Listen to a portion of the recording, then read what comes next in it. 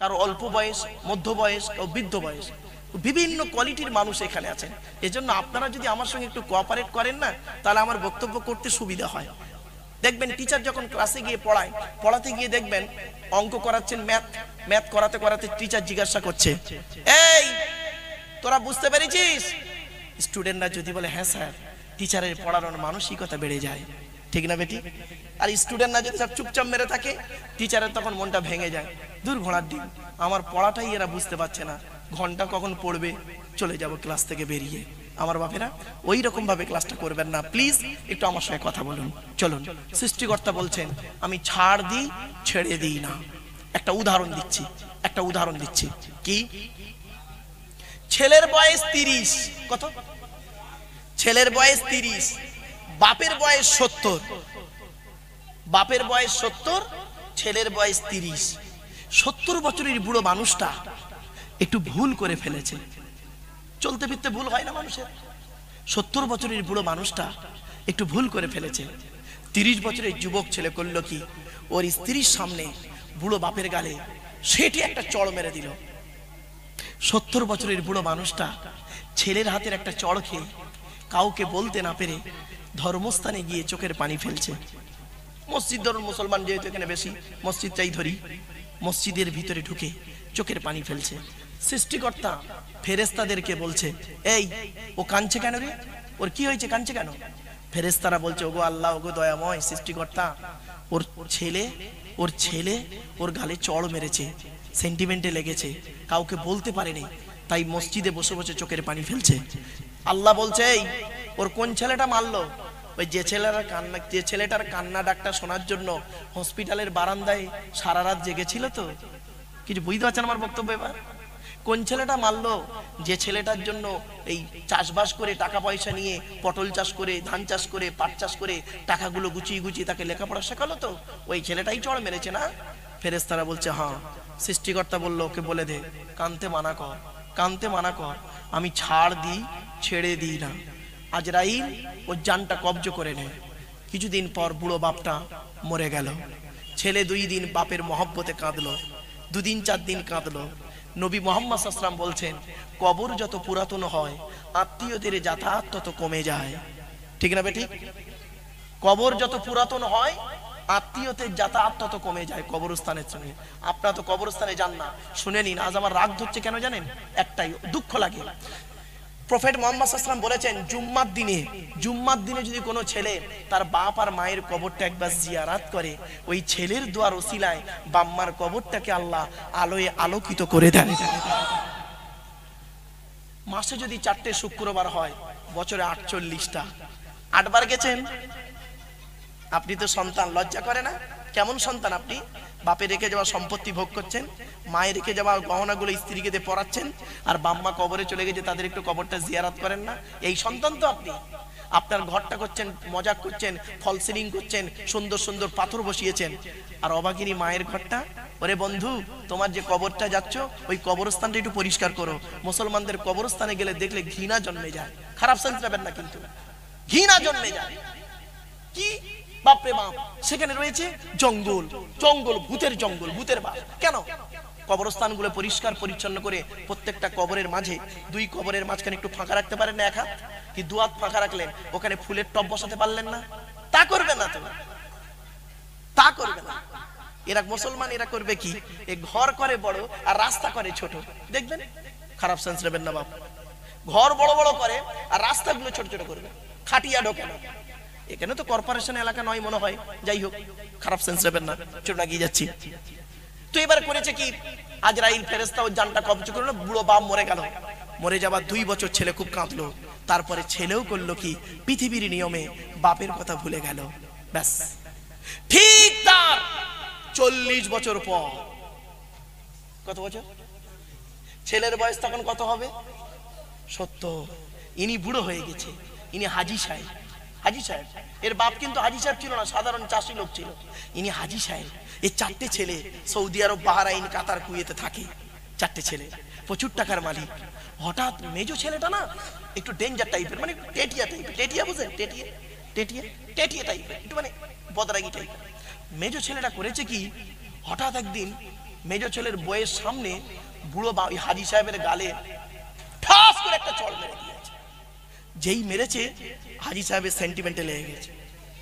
হ্যাঁ, আমি হাজি মানুষ, আমার গালে আমার ছেলে চড় মারলো। সোজা মসজিদে গিয়ে অজু করে নামাজ পড়ে আল্লাহর কাছে হাত তুলেছে, অভিশাপের হাত, বদদোয়া অভিশাপের হাত তুলে বলছে আল্লাহকে, ওগো আল্লাহ, আমার ছেলে আমাকে মেরেছে, আমার গালে চড় মেরেছে বৌমার সামনে। আমি হাজি মানুষ, হজ করে এসেছি, কাবা ঘর ঘুরে এসেছি, নবীজির রওজা মোবারক ঘুরে এসেছি। আল্লাহ, আমার ছেলে আমার গালে আজ চড় মারলো, এর ব্যবস্থা তুমি করো। আল্লাহ ফেরেশতাদের বলছে, ওকে বলে দে, আজ থেকে 40 বছর আগে ওর নিজের বাপের গালে একটা চড় মেরেছিল, ওই চড়টা তুলে রেখে দিয়েছিলাম। এখন ওর ছেলে চড় মেরেছে, মেজ ছেলে, 3 মাস 12 দিন পরে ওর ছোট ছেলে আর একটা চড় মারবে, দুটো হাম মিলে একটা ফুল হয়ে যাবে। আমি সৃষ্টিকর্তা, ছাড় দিই, ছেড়ে দিই না। জ্ঞানী গুণী বুদ্ধিজীবী মানুষ এখানে বসে ভাবো। ছোট্ট একটা উদাহরণ দিচ্ছি। আচ্ছা বাপেরা, হিন্দু মুসলিম বলুন তো দেখি, পুত্র সন্তান দেওয়ার মালিক কে? জোরে বলুন। হ্যাঁ, আল্লাহ না? হ্যাঁ। কন্যা সন্তান দেওয়ার মালিক? হ্যাঁ। মুসলমান হিন্দু, পুত্র সন্তান দেওয়ার মালিক যদি আল্লাহ হয়, কন্যা সন্তান দেওয়ার মালিক যদি সৃষ্টিকর্তা হয়, তাহলে একটা মেয়ে ছেলের 4টে কন্যা হলে তার শাশুড়ি তার বৌমাকে কেন বলে তোর পেটে বেটা ছেলে নেই? লজ্জা করে না? হিন্দু মুসলিম চলুন দেখি বিজ্ঞান কি বলছে, কোরআন কি বলছে। লাইফ সায়েন্স চ্যাপ্টারটার নাম জেনেটিক্স বা বংশগতি, মাধ্যমিকের একটা চ্যাপ্টার, লাইফ সায়েন্স জীবন বিজ্ঞান। চ্যাপ্টারটার নাম হলো জেনেটিক্স বা বংশগতি। বংশগতি বিদ্যার জনক হলো গ্রেগর জোহান মেন্ডেল। দুটো সূত্র আবিষ্কার করেছিলেন, পৃথক বন্টনের সূত্র, স্বাধীন বন্টনের সূত্র। এক্স আর ওয়াই কে দিয়ে মটর গাছকে নিয়ে গবেষণা করেছিলেন। বিজ্ঞান বলছে, শুনে নিন হিন্দু মুসলিম বন্ধুরা শুনে নিন, বিজ্ঞান বলছে যে কন্যা সন্তান পুত্র সন্তান হয়, সন্তানের লিঙ্গ নির্ধারণ হয় বাপের কারণে, মায়ের এতে কোনো হাত থাকে না। আর আমরা এত অবুঝ, এত অভদ্র, নোংরা, আমরা কি করি, এই ছেলের মা, এই শাশুড়ি, তোমার বৌমাকে দোষ না দিয়ে তোমার ছেলেকে দোষ দাও। এবার চলুন কোরআন কি বলছে দেখি।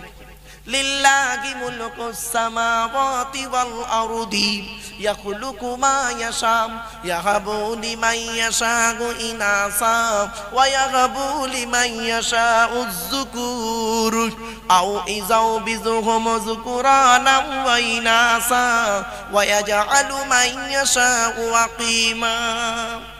25 নম্বর খণ্ডে, মানে 25 নম্বর পারাতে, 7 নম্বর পৃষ্ঠাতে, 12 নম্বর লাইনে, সূরার নাম সূরা শুআরাতে।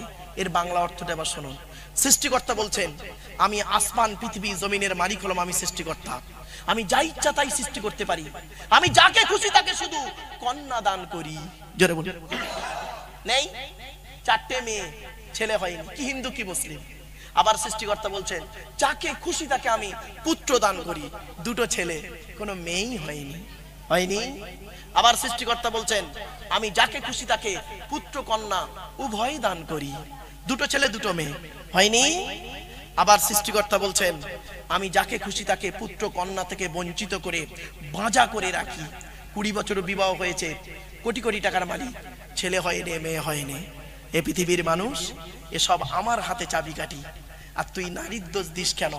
হিন্দু মুসলিম বিবেককে একটু প্রশ্ন করো।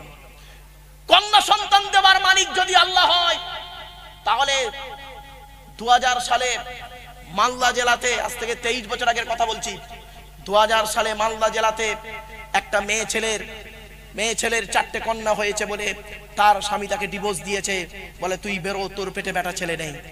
বাধ্য হয়ে ওই মেয়েটি 2টো কন্যাকে রেল লাইনে শুইয়ে দিয়ে বলছে, তোরাও মর আমিও মরি। আশ্চর্য। চলো না, গিয়ে যাচ্ছি। আচ্ছা, আপনাদের এই ঝনঝনিয়া গ্রামে পাঁঠা বিক্রি হয়? আরে ভাই বলুন না, পাঁঠা হয়? এই হিন্দু ভাইরা পাঁঠা খায় না? কি বলছেন? যাক। আচ্ছা, খাসি বিক্রি হয়?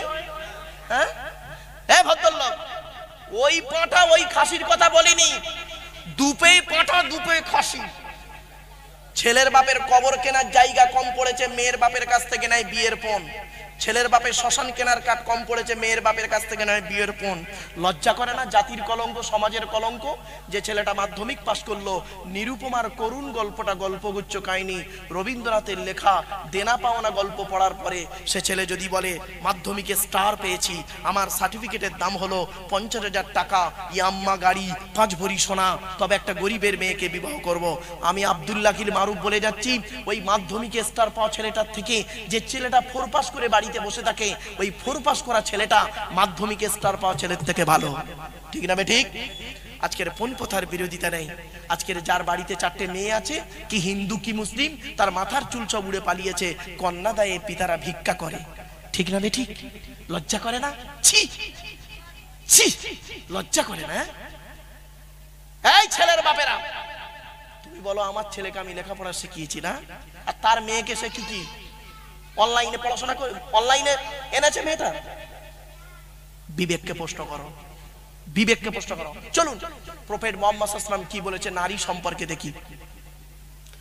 নবী মুহাম্মদ সাল্লাল্লাহু আলাইহি ওয়াসাল্লাম বলেছেন, কোন ব্যক্তির যদি 3 বা 3-এর অধিক কন্যা হয়, 3 বা 3-এর অধিক কন্যা হয়, এই হাদিসটা কখন বলেছিলেন শুনলে অবাক হয়ে যাবেন। হযরত মুহাম্মদ সাল্লাল্লাহু আলাইহি ওয়াসাল্লাম একদিন বসে আছেন, এমন সময় ওনার সামনে এক ব্যক্তি হাঁটু গেড়ে বসে বসে ঝরঝর করে কাঁদছে। প্রফেট মুহাম্মদ সাল্লাল্লাহু আলাইহি ওয়াসাল্লাম বলছেন, এই ব্যক্তি, এই তুমি কাঁদছো কেন? কি হয়েছে কাঁদছো? সেই লোকটি বলেছিল, হে নবী, এই পৃথিবীতে আমি অনেক পাপ করেছি, অনেক পাপ করেছি, মাফ হয়ে যাবে, কিন্তু একটা পাপ আমার মাফ হবে না। বলছে, কি এমন পাপ তুমি করেছো পৃথিবীতে যেটার ক্ষমা হবে না? বলছে, না হে নবী, আমার মনে হচ্ছে ওই পাপটা আমার ক্ষমা হবে না। বলছে, কি পাপটা একটু শুনি না। লোকটি বলছে, শুনুন, শুনলে অবাক হয়ে যাবেন। লোকটি বলছেন, হে নবী, আমার একটা কন্যা সন্তান হয়েছিল, মেয়েটার নাম ছিল সাকিলা। কি বললাম? সাকিলা। এই মদিনার বাজারের অতীব সুন্দরী মেয়ে ছিল আমার। মেয়েটার বয়স হলো 8 বছর। 8 বছর মেয়েটার বয়স। আমি করলাম কি, একদিন আমার স্ত্রীকে বলছি, ওই স্ত্রী, তুমি মেয়েটাকে সুন্দর করে সাজায়ে দাও, আমি মেলা দেখাতে নিয়ে যাব। মেলা, মেলা আরবের একটা বিখ্যাত মেলার নাম হলো ওয়াকাজের মেলা। কি বললাম? জায়গাটার নাম অকাজ, জায়গাটার নাম হলো অকাজ, অকাজের মেলা। আমি মেলা দেখাতে নিয়ে যাব। আমার স্ত্রী করেছে কি, আমার কলিজার টুকরা কন্যাটাকে সুন্দর করে সাজিয়ে দিয়েছে নতুন জামা পরিয়ে। আমি এক হাতে মেয়েটার হাত ধরেছি, অপর হাতে কোদাল নিয়েছি। কোদাল নিয়েছি, নিয়ে দুই পাহাড়ের মাঝখানে সমতল ভূমি, চারিদিকে দেখলাম কেউ নেই, চারিদিকে কেউ নেই, মেয়েটা আছে আর আমি আছি। আমি করলাম কি, মেয়েটাকে দাঁড় করিয়ে দিয়ে আমি কোদাল দিয়ে গর্ত খুলছি। যখন গর্ত খুলছিলাম তখন মাটিগুলো ছিটিয়ে ছিটিয়ে আমার এই দাড়িতে পড়ছিল, আর আমার বাচ্চা মেয়েটা ছোট ছোট হাত দিয়ে আমার দাড়ি থেকে মাটিগুলো সরিয়ে দিয়ে বলছে, আব্বা তুমি এখানে কেন গর্ত খুলছো? মেলা দেখাতে নিয়ে যাবে না? আমি নিষ্ঠুর পিতা কোনো দিকে খেয়াল না করে গর্ত খুলেই চলেছি। কোমর পর্যন্ত যখন গর্ত খোলা হয়ে গেছে, আমি মেয়েটির হাত আর পা দড়ি দিয়ে বাঁধছি। মেয়েটা তখন বলছে, আব্বা তুমি মেলা দেখাতে নিয়ে যাবে না? তুমি হাত পা দড়ি দিয়ে বাঁধো কেন? আমি কোনো দিকে খেয়াল না করে দড়ি দিয়ে হাত পা বেঁধে মেয়েটিকে গর্তের ভিতরে ফেলে দিলাম। দেবার পরে মাটি চাপা দিচ্ছি। মেয়েটা ঝরঝর করে কাঁদছে আর বলছে, ও আমার পিতা, আমার বিয়ে তোমায় দিতে হবে না, লোকের দূরে দূরে ভিক্ষা করে খেয়ে মানুষ হবো, আমাকে প্রাণী মেরে ফেলো না, মাকে বলে আনলে মেলা দেখাতে নিয়ে যাব। এটা কি তোমার সেই মরণ মেলা? ওগো পিতা, তুমি আমাকে মাফ করে দাও, আমাকে ছেড়ে দাও। সেই ব্যক্তি বলছে, হে নবী, আমি এত নিষ্ঠুর হয়ে গেছিলাম সেই সময়। আমি করলাম কি, মেয়েটা মরছে না, তখন করলাম কি, দূরে চলে গেলাম। দূরে একটা বড় পাথর ছিল, বড় পাথরটা এনে মেয়েটার মাথায় সজোরে মারলাম। মারা যাওয়ার আগে মেয়েটি বাবারে বলে চিৎকার করে উঠেছিল। হে নবী, আমি যখন নামাজ পড়ি, আমি যখন খেতে বসি, তখন সেই আমার কলিজার টুকরা কন্যার বাবারে ডাকটা আজও আমার কানে বাজে। হে নবী, পৃথিবীতে অনেক পাপ করেছি, মাফ হয়ে যাবে, এই পাপটা কি আমার ক্ষমা হবে? এই ঘটনা যখন ব্যক্তিটি বলছেন, তখন হযরত মুহাম্মদ সাল্লাল্লাহু আলাইহি ওয়াসাল্লাম দুটো চোখ থেকে অঝর নয়নে পানি পড়ছে, আর চোখ থেকে পানিগুলো হযরত মুহাম্মাদের দাড়ি গড়িয়ে গড়িয়ে নিচে টপ টপ করে পড়ছে। তখন মুহাম্মদ সাল্লাল্লাহু আলাইহি ওয়াসাল্লাম বলেছিলেন, তুমি এত নিষ্ঠুর পিতা হতে পারো আমার জানা ছিল না। আমি মুহাম্মদ সাল্লাল্লাহু আলাইহি ওয়াসাল্লাম বলে যাচ্ছি, আমি মুহাম্মদ বলে যাচ্ছি, এই পৃথিবীতে যদি কোনো পিতার 3 বা 3-এর অধিক কন্যা হয়, 3 বা 3-এর অধিক কন্যা হয়, ওই 3 কন্যাকে যদি কোনো পিতামাতা ভালো করে লালিত পালিত করে ভালো জায়গায় বিবাহ দিতে পারে, আমি মুহাম্মদ সাল্লাল্লাহু আলাইহি ওয়াসাল্লাম কিয়ামতের মাঠে আমি যে স্বর্গ জান্নাতে থাকবো, ওই জান্নাত ওই স্বর্গে ওই 3 কন্যার বাপের দেখা হবে। কই বলে না তো দাড়িওয়ালা টুপিওয়ালা নামাজিগুলো, কই দাড়িওয়ালা টুপিওয়ালা নামাজিদের তো বলেনি। যাও বাড়ি থেকে ভাববেন আমার কথাগুলো। আমরা গালে দাড়ি মাথায় টুপিটাকে মনে করেছি শুধুই ধর্ম। ও বাপ শোনেন, হাওড়া বলে একটা জেলা আছে, নাম শুনেছেন প্লিজ? হাওড়া জেলা। বাগদান বলে একটা থানা আছে, নাম শুনেছেন? বাগদান থানা। ওখানে একটা কলেজ আছে, বাগদান কলেজ। তো আমি বাগদান কলেজে লেকচার দিতে গিয়েছিলাম। তো দিতে যাওয়ার পর কলেজের স্টুডেন্টরা সব আছে।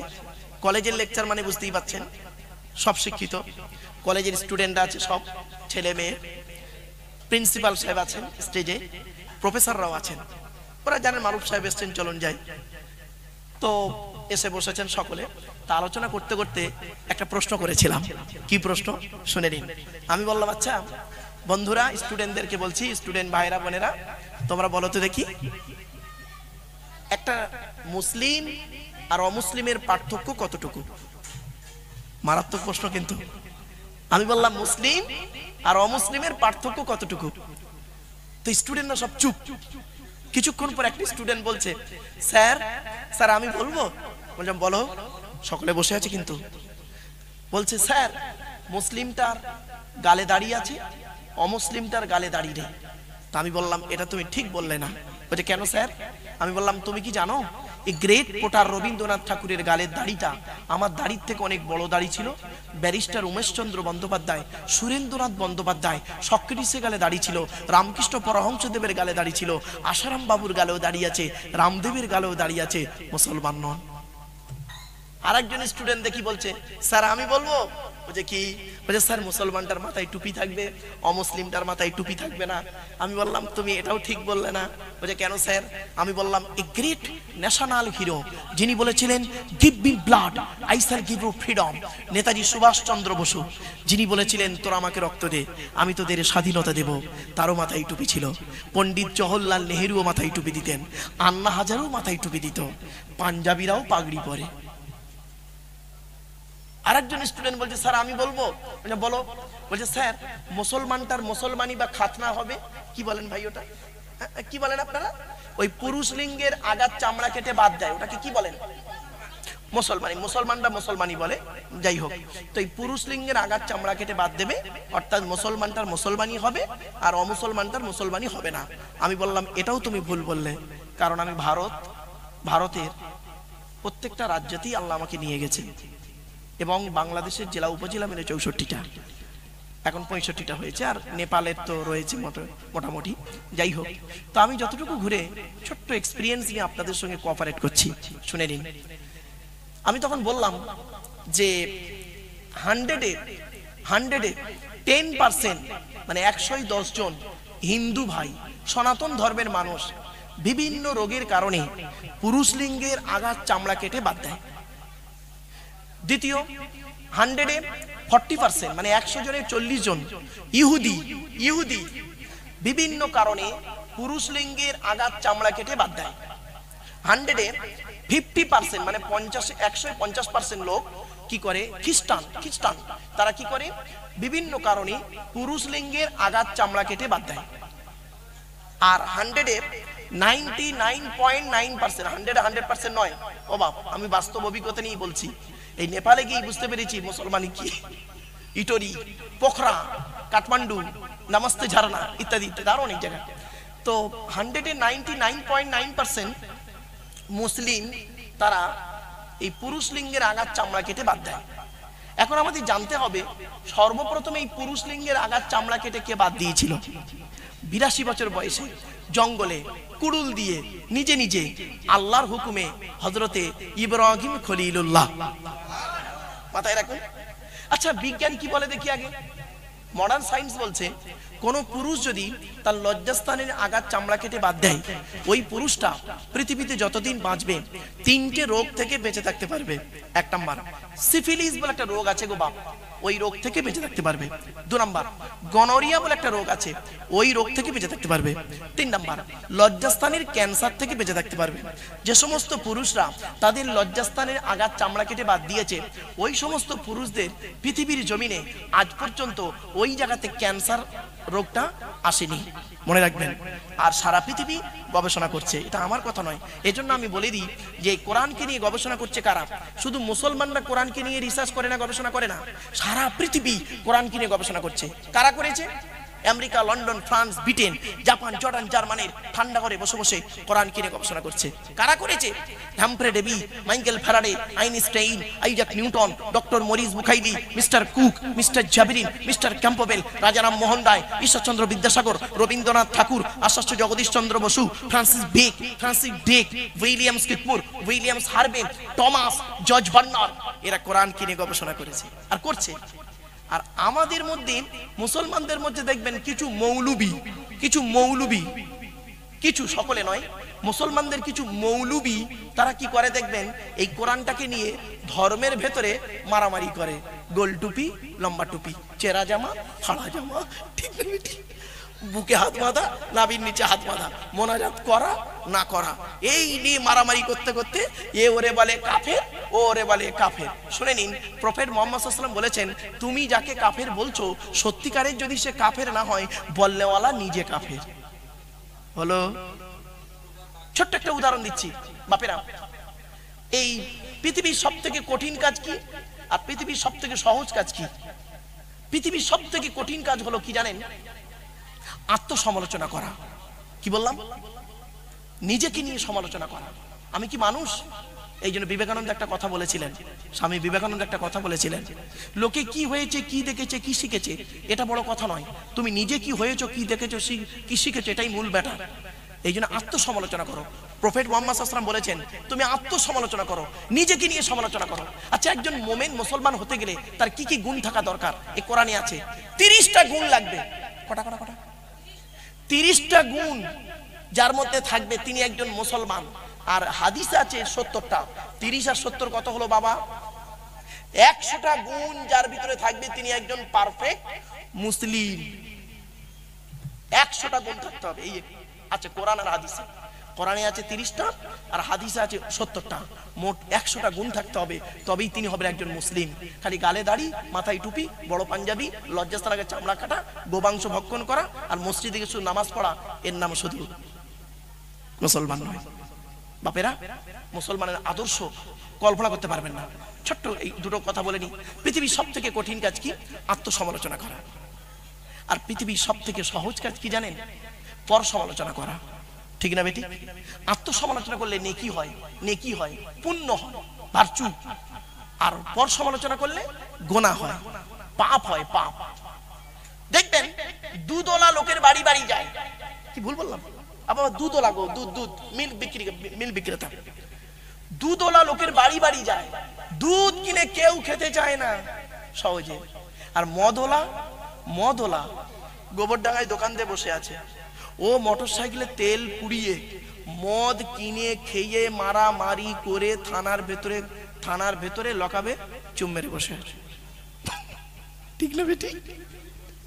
সৃষ্টিকর্তা বলছে ফেরেশতাদেরকে, দেখ আদমের বাচ্চাদের, মানব জাতির অবস্থা দেখ। মদ খেলে ওর ব্রেনটার মস্তিষ্ক ঘটবে, আর দুধ খেলে ওর শরীরটা সঠিক থাকবে। ভিটামিন এ, বি, সি, কে সব রকম ভিটামিন দুধের মধ্যে দিয়েছি। শুনে নিন, এই পৃথিবীতে একজন ব্যক্তি 6 মাস কিছু না খেয়ে শুধু দুধ খেয়ে বেঁচে থাকতে পারে না? এই আমরা খাইনি? আমরা তো খেয়েছি। আমরা আমাদের মায়ের পেট থেকে যখন এলাম, আসার পরে আমরা আমাদের মায়ের পেট থেকে এসেছিলাম, 6 মাস আমরা কি খেয়েছিলাম? মায়ের দুধ খেয়েছিলাম। ঠিক না বেটি? কোনো খাবারই খাইনি। দুধওয়ালা লোকের বাড়ি বাড়ি যায়, দুধ কিনে কেউ খেতে চায় না। মদওয়ালা দোকান দিয়ে বসে থাকে, মোটর সাইকেলে তেল পুড়িয়ে মদ কিনে খেয়ে মারামারি করে গন্ডগোল করে বসে আছে। মনে রাখবেন, আজ আমি আপনাদের দিকে তাকিয়ে বলছি আপনারা সব চিটিংবাজ। আচ্ছা, কটা আঙুল আপনাদের দিকে আছে বলুন না? একটা। আর 3টা আঙুল কোন দিকে? নিজের দিকে। তার মানে আমি টিভিল চিটিংবাজ। এই জন্য কথা বলতে গেলে একটু মাপ বাপেরা। তাই বিবেকানন্দ একটা কথা বলেছিলেন, কি হয়েছে, কি দেখেছে, কি শিখেছে, এটা মূল ম্যাটার নয়, তুমি নিজে আত্মসমালোচনা করো। আজকের আমাদের আফসোস, আমরা কোন জায়গায় দাঁড়িয়ে আছি। হিন্দু মুসলিম একটু ভাবুন, কাঁধে কাঁধ মিলিয়ে চলুন। মুসলমান ভাইদেরকে বলে যাচ্ছি, নামাজ পড়ে, নামাজ কারোর জন্য মাপ নাই। আপনি কি জানেন? আপনি কি জানেন ইসলামের আদর্শটা কি? মুহাম্মদ সাল্লাল্লাহু আলাইহি ওয়াসাল্লামের আদর্শ কি? আমি 5টা জিনিস তুলে ধরছি, শুনে নিন। 5টা জিনিস, বেশি নয়, 5টা জিনিস বলছি। মুহাম্মদ সাল্লাল্লাহু আলাইহি ওয়াসাল্লামের আদর্শ দেখুন। প্রফেট মুহাম্মদ সাল্লাল্লাহু আলাইহি সাল্লাম মায়ের পেট থেকে যেদিন পৃথিবীতে এলেন, দোস্ত চলে যাচ্ছে নাকি? আসবে না, যাচ্ছে একেবারে? আসবে, যাই হোক। আচ্ছা বাবা, টেনে টেনে বলছি না বলে অসুবিধা হচ্ছে না বাবা? হ্যাঁ ও বাবা, একদিন বুঝতে পারবেন। এই অন ক্যামেরাতে বলে যাচ্ছি, আমি তো চলে যাব অন্ধকার নীরব নগরে, মানুষ চলে যায়, ভাষাটাই রয়ে যায়। যারা শুধু মরে নাহি দেয় প্রাণ, তাদের কবু কোনোদিন করেনি সম্মান। চিৎকার চেঁচামেচি করে ওয়াজ করার নাম ওয়াজ নয়, এই কোরআনে আল্লাহ বলেছেন, শুনে নিন। সৃষ্টিকর্তা কোরআনে বলেছেন, আসমান পৃথিবী জমিনকে আমি 6 দিনে সৃষ্টি করেছি। কয় দিনে? 6 দিনে। 6 দিনে সৃষ্টি করেছি কি কি? সবকিছু তৈরি করেছিলাম। পশু পাখি, পাহাড় পর্বত, নদ নদী, আসমান জমিন সব তৈরি করেছি। করে প্রত্যেকের সাউন্ড আমি শুনলাম, আওয়াজ শুনলাম, আওয়াজ। গরুকে সৃষ্টি করলাম, গরুর আওয়াজ শুনলাম। সৃষ্টিকর্তা বলছেন গরুর আওয়াজ, ঠিক আছে। শুকরকে তৈরি করলাম, শুকর, তার আওয়াজ শুনলাম, ঠিক আছে। বজ্রাঘাত তৈরি করলাম, তার আওয়াজ শুনলো, ঠিক আছে। ভূমিকম্প তৈরি করলো, তার আওয়াজ শুনলো, ঠিক আছে। ঢেউ তৈরি করলো, ঢেউ ঢেউ শাঁ করে হয় না সমুদ্রের ধারে দাঁড়াবেন, ঢেউয়ের আওয়াজ শুনলো, ঠিক আছে। মানুষের আওয়াজ শুনলো, ঠিক আছে। একটা প্রাণীর আওয়াজ শুনে আল্লাহ কি বলেছিল জানেন? একটা প্রাণীর আওয়াজ শুনে আল্লাহ বলেছিলেন, হেই এটা ভাল লাগছে না, এই আওয়াজটা আমার পছন্দ নয়। একটা প্রাণীর আওয়াজ, আজ শুনে যান, আজ আমি বলে যাচ্ছি, একটা প্রাণীর আওয়াজ শুনে সৃষ্টিকর্তা আল্লাহ বলেছিলেন, এ প্রাণীর আওয়াজটা আমার পছন্দ নয়। পৃথিবীর সকলের আওয়াজ পছন্দ হয়েছে, একটা প্রাণীর আওয়াজ পছন্দ হয়নি। কোথায় আছে? এই কোরআনে। আজ বলে যাচ্ছি, বাড়ি থেকে ভাববেন। আল্লাহ বলছেন, ওয়াকুসিদ ফি মাশাইকা ওয়াকুদুদু বিনি সাউতিক ইন্না আনকারাল আসওয়াতি লাসাউতুল হামির। 21 নম্বর পারার 12 নম্বর পৃষ্ঠার 1ম নম্বর লাইন, সূরার নাম সূরা লোকমান। আল্লাহ বলছেন, গাধার মতো চিৎকার চেঁচামেচি করে কথা বলাটা আমি আল্লাহ পছন্দ করি না। এই জন্য গাধার মতো চিৎকার চেঁচামেচি করে কথা বলাটা সৃষ্টিকর্তা ঘৃণা করেন। প্রত্যেক নবীর ভাষা হলো মাধুর্য, হায়ার এডুকেটেড লোকেদের ভাষা হলো মাধুর্য। আপনি চলে যান বিডিওর অফিসে, বিডিওর সঙ্গে কথা বলবেন, এসডিও, ডিএম, আপনার কি বলবো, এসপি, ডিএসপি, প্রাইম মিনিস্টার, আপনার কি বলবো, সিএম, চিফ মিনিস্টার, গভর্নর, রাজ্যপাল, রাষ্ট্রপতি, যার ঘরে যাবেন দেখবেন গেটে একটা বাক্য লেখা থাকে, কিপ সাইলেন্ট। ঠিক না বেটি? কিপ সাইলেন্ট, তার মানে নীরবতা পালন করুন। এখানে চিৎকার চেঁচামেচি করে বলা যাবে না, চিৎকার চেঁচামেচি করে বলা যাবে না। আপনি রাষ্ট্রপতির সঙ্গে দেখা করতে গিয়ে জোরে বলবেন, স্যার আসছি, সিকিউরিটি ঘাট ধরে বের করে দেবে, অভদ্র কোথাকারে। কিন্তু সেখানে কি বলতে হবে, কি মাই কামিং স্যার। ঠিক না বেটি? কেন কেন? এ শিক্ষা দিল ইসলাম। এটা এখানে থাকার কথা, এটা চলে গেল ওইখানে। আর এখানে কি হয় শুনবেন, এখন ওয়াজ যদি কেউ সঠিক আসল কথা যদি বলে, কেউ শুনতে মন চায় না গো বাপ, টেনে টেনে বললে, চিৎকার করে বললে, এখন এই সব ওয়াজ পছন্দ নয়। এখন ওয়াজ পছন্দ কি শুনবেন, দিল জানের মা দিল ঠান্ডা, আল্লাহ তারু কবরে গরু জন ঠান্ডা, এরা বলে সুবহানাল্লাহ। এই হলো এখন ওয়াজ, যে যত চিৎকার চেঁচামেচি করে বলবে ততই ভালো। কিন্তু না বাপ, জ্ঞানী যারা বোঝে তারা শুধু ইশারায়। বাড়ি থেকে একটু ভাববেন, আমার এই কথাগুলো একটু ভাবুন। চলুন প্রফেট মুহাম্মদ সাল্লাল্লাহু আলাইহি ওয়াসাল্লামের আদর্শটা দেখুন। আচ্ছা, সৃষ্টিকর্তার পরিচয় হলো 4টে। কটা? আমার সাথে কথা বলুন না। সৃষ্টিকর্তার পরিচয় 4টে। কি কি? সৃষ্টিকর্তা নিজেই বলছেন, নবী তুমি বলো, হুয়াল্লাহু আহাদ, সে আল্লাহ হলেন একক। 2 নাম্বার, আল্লাহুস সামাদ, আল্লাহ হলেন অমুখপেক্ষী, আল্লাহ কারোর মুখপেক্ষী নন, সারা পৃথিবী তার মুখপেক্ষী। 3 নাম্বার, লাম ইয়ালিদ ওয়া লাম ইউলাদ, আল্লাহ কাউকে জন্ম দেয়নি, আল্লাহ কেউ জন্ম দেয়নি। 4 নাম্বার ওয়ালাম ইয়াকুল্লাহু কুফুয়ান আহাদ, সৃষ্টিকর্তার সমকক্ষ কেউ হই নাই। হয়ে গেল সৃষ্টিকর্তার 4টে বায়োডাটা। এবার আসছি সৃষ্টিকর্তা যুগে যুগে মানুষকে সঠিক পথে চালনা করানোর জন্য নবী বা রসুল পাঠিয়েছেন। নবী শব্দের অর্থটা কি শুনে নিন। নবী শব্দের অর্থ হলো সাংবাদিক। কি বললাম বাপ? সাংবাদিক। নাবা শব্দের অর্থ হলো সংবাদ, ইংরেজিতে বলে নিউজ। নিউজ শব্দটা 4টে অক্ষর দিয়ে তৈরি, NEWS। এন থেকে নর্থ উত্তর, ই থেকে ইস্ট পূর্ব, ডব্লিউ থেকে ওয়েস্ট পশ্চিম, এস থেকে সাউথ দক্ষিণ, পূর্ব পশ্চিম উত্তর দক্ষিণ। চারিদিকের খবর যিনি সঠিক এবং সত্য বলেন তিনি হলেন পারফেক্ট সাংবাদিক। আর এখন সাংবাদিকগুলো বেরিয়েছে দেখবেন, এ দেখে একরকম বলে একরকম, লেখে আর এক রকম, ফাটাফাটি মারামারি লাগায়। এরা হলো মানুষের তৈরি সাংবাদিক, আর নবীরা হলেন আল্লাহর তৈরি সাংবাদিক। চলুন এবার আসছি, নবীদের পরিচয় হলো 3টি। কি কি? 1 নাম্বার, যিনি নবী হবেন তার চরিত্র উত্তম হতে হবে। 2 নাম্বার, যিনি নবী হবেন তার উপরে সৃষ্টিকর্তার তরফ থেকে ওহী নাজিল হতে হবে। 3 নাম্বার, যিনি নবী হবেন তার দ্বারাই অলৌকিক ঘটনা ঘটতে হবে। পৃথিবীতে যত নবী এসেছেন প্রত্যেক নবীর মাধ্যমে সৃষ্টিকর্তা 1 থেকে 50টার ভিতরে অলৌকিক ঘটনা দেখিয়েছেন, কিন্তু আমার নবী বিশ্ব নবী মুহাম্মদ সাল্লাল্লাহু আলাইহি ওয়াসাল্লামের মাধ্যমে সৃষ্টিকর্তা 1000-এরও বেশি অলৌকিক ঘটনা দিয়েছেন। জোরে বলুন।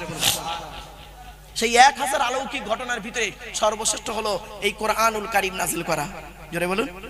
চলুন এবার আমাদের যিনি নবী প্রফেট মুহাম্মদ সাল্লাল্লাহু আলাইহি ওয়াসাল্লাম, তিনি শুধু মুসলমানদের নবী নয়। শুনে নিন, মুহাম্মদ সাল্লাল্লাহু আলাইহি ওয়াসাল্লাম শুধু মুসলমানদের নবী নয়। কেউ যদি মনে করে মুহাম্মদ সাল্লাল্লাহু আলাইহি ওয়াসাল্লাম শুধু মুসলমানদের নবী, তাহলে পুরোপুরি ভুল কথা। এই কোরআনই সৃষ্টিকর্তা বলে দিয়েছেন, কুল নবী তুমি বলো, ইয়া আইয়ুহান নাস, হে মানব জাতি, ইন্নী রাসূলুল্লাহি ইলাইকুম জামিয়া, মুহাম্মদকে কুল কায়নাতের গাইডার হিসেবে পাঠিয়েছি, নবী করে পাঠিয়েছি। জোরে বলুন। সুতরাং মুহাম্মদকে নিয়ে, মুহাম্মদ সাল্লাল্লাহু আলাইহি ওয়াসাল্লামকে নিয়ে যারা যারা গবেষণা করবে তারা উন্নতির চরম শিখরে পৌঁছাবে। এটাই হলো সিম্পল কথা। চলুন এগিয়ে যাচ্ছি। এবার আসছি মুহাম্মদ সাল্লাল্লাহু আলাইহি ওয়াসাল্লাম কোন বংশে জন্মগ্রহণ করেছে বলতে পারেন? আরে ভাই বলুন না। কুরাইশ। কুরাইশটা কে? কে কুরাইশ? শুনে নিন, আমি আপনাদের বলে যাচ্ছি, তবে সুবহানাল্লাহ একটু দয়া করে একটু জোরে বলবেন। মুহাম্মাদের বাপের নাম আব্দুল্লাহ, আব্দুল্লাহর বাপের নাম আব্দুল মুত্তালিব, আব্দুল মুত্তালিবের বাপের নাম আব্দে মান্নাফ, আব্দে মান্নাফের বাপের নাম হাশিম, হাশিমের বাপের নাম কুসাই, কুসাইয়ের বাপের নাম কিলাব, কিলাবের বাপের নাম মুররা, মুরার বাপের নাম লুবাই, লুবাইয়ের বাপের নাম কাব, কাবের বাপের নাম গালিব, গালিবের বাপের নাম ফিগির, ফিগির থেকে কুরাইশ বংশ এসেছে। নবীর বাপের নাম আব্দুল্লাহ, মায়ের নাম আমিনা, দাদার নাম আব্দুল মুত্তালিব, দাদির নামটা কি? নেতিলা বিনতে খব্বাব ব্র্যাকেটে ফতেমা, কেউ বলেছেন সামিরা। নবীর নানার নাম হলো আব্দুল ওয়াহাব জুগুরি, নবীর নানির নাম হলো বারিরা বাবাররা, নবীর দুধমার নাম হলো হালিমা, নবীর দুধ বাপের নাম হলো হারেস, নবীর দুধ ভাইয়ের নাম আব্দুল্লাহ, নবীর বাপের নাম আব্দুল্লাহ, নবীর দুধ ভাইয়ের নাম আব্দুল্লাহ, দুটো যেন এক করে ফেলবেন না। নবীর জন্ম 570 খ্রিস্টাব্দে। ইংরাজি কি মাস ছিল? 29 আগস্ট। আরবি মাস ছিল রবিউল আউয়াল মাস, 12 তারিখ, মতান্তরে 9 তারিখ, সোমবার শবে সাদেকের সময় আরবের মক্কা নগরী কুরাইশ বংশে নবীর জন্ম। নবীর বাপেরা হলো 10 ভাই, নবীর মায়েরা হলো 19 বোন। নবী নবী করে চিৎকার করেন, তার বায়োডাটা জানবেন না? কিরাম নবীর ভক্ত আপনারা? কিরাম নবীর ভক্ত? নবীর কিছুই জানি না। চলো, নবী যখন মায়ের পেট থেকে পৃথিবীর মুখ দেখলেন, যে ঘরটার ভিতরে, সেই ঘরটার ভিতরে 4টা অলৌকিক ঘটনা ঘটেছিল। কয়টা? তাড়াতাড়ি কি কি শুনে নিন।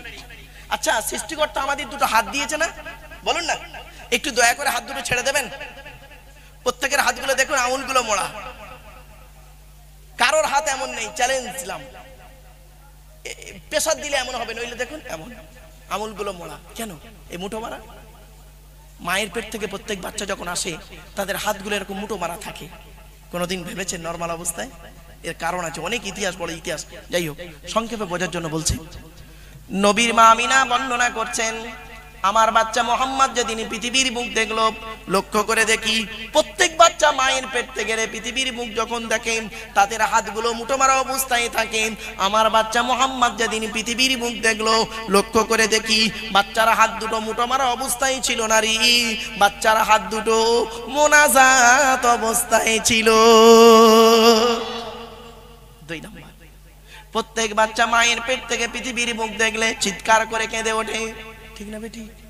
আমার বাচ্চা মোহাম্মদ যেদিন পৃথিবীর মুখ দেখলো, লক্ষ্য করে দেখি বাচ্চা মায়ের পেট থেকে যখন আসলো চিৎকার করে কেঁদে ওঠেনি, বাচ্চার কপালটা মাটিতে সাজদা অবস্থায় ছিল। 3 নাম্বার, প্রত্যেক বাচ্চা মায়ের পেট থেকে পৃথিবীর মুখ দেখলে বাচ্চার নাভির সঙ্গে মায়ের নাভিটা জোড়া থাকে। নার্সের মেয়েরা ডাক্তার কেটে দিয়ে বেঁধে দেয়। আল্লাহর নবীর মা আমিনা বর্ণনা করছেন, আমার বাচ্চা মোহাম্মদ যেদিন পৃথিবীর মুখ দেখলো, লক্ষ্য করে দেখি বাচ্চা মায়ের পেট থেকে আল্লাহ নাড়ি কাটা অবস্থায় পাঠিয়েছে। 4 নাম্বার, প্রত্যেক বাচ্চা মায়ের পেট থেকে পৃথিবীর মুখ যখন দেখে, পুত্র সন্তানদেরকে 12 বছরের আগে আপনারা খাতনা বা মুসলমানি করেন।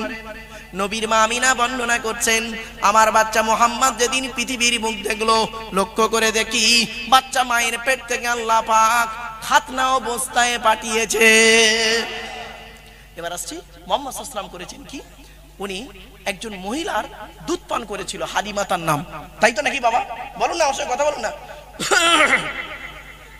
হালিমার ঘরে দুধ পান করতে গিয়ে একটা অলৌকিক ঘটনা ঘটিয়েছেন, আর সেখান থেকে একটা মারাত্মক শিক্ষা আছে।